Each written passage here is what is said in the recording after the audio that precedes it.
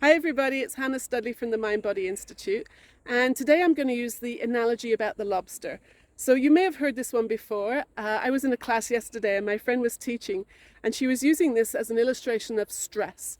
So apparently lobsters are this soft squishy animal and they live inside a hard shell, and as they grow their bodies get too big for the shell and it gets very tight and very uncomfortable, very restricted. Now, I can't imagine what it would be like, having your skeleton on the outside of your body and you're growing and growing and it's going to get very intense because, you're feeling too tight and too constricted from this hard shell.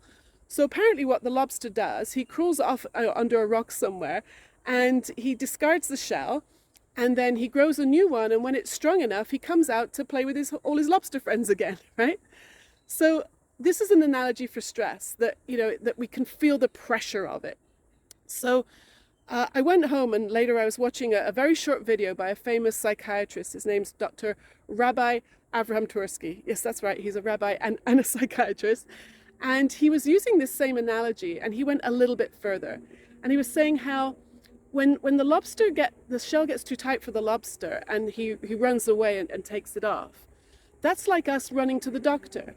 Because if every time we feel a little bit of stress and we run to the doctor and we get, I think he mentioned Vicodin and Percocet, you could add in Prozac, and we're never going to learn how to cope with stress. Because what if stress is actually, and I'm nervous to say a good thing, but what if it's actually wisdom? What if it's coming from our innate well-being system and it's letting us know that we're about to go off in an unhelpful direction? Many of the people I speak to with all kinds of anxieties they have this idea if they worry about something enough, then it will prevent it from happening, or they'll be able to keep themselves or their families safe, or they'll know what to do if that big catastrophic thing happens, which is a misunderstanding, an innocent misunderstanding. So I'm going to take this a little bit further. What if when we feel that constriction, that pressure, that worry, that it's actually a little tap on the shoulder and it's letting us know that, hey, you are heading in the wrong direction, but you can handle this. And if, as soon as I catch myself, when I catch myself up in my head, thinking about something, worrying about something, then it's like information that I really need to tell me to come out of my head and go back to the moment, to be in the present where I'm safe.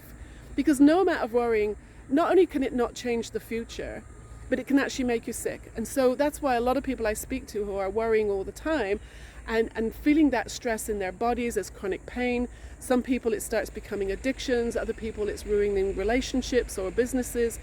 What if you could catch it right at the beginning and you didn't need to run away from it, and you learn how that this is actually a sign from your innate well-being system that you are strong, you can handle it, you can watch those thoughts go by and come back to the moment where you're present, you're strong, you're courageous, you have all the resilience you need, and you can handle it.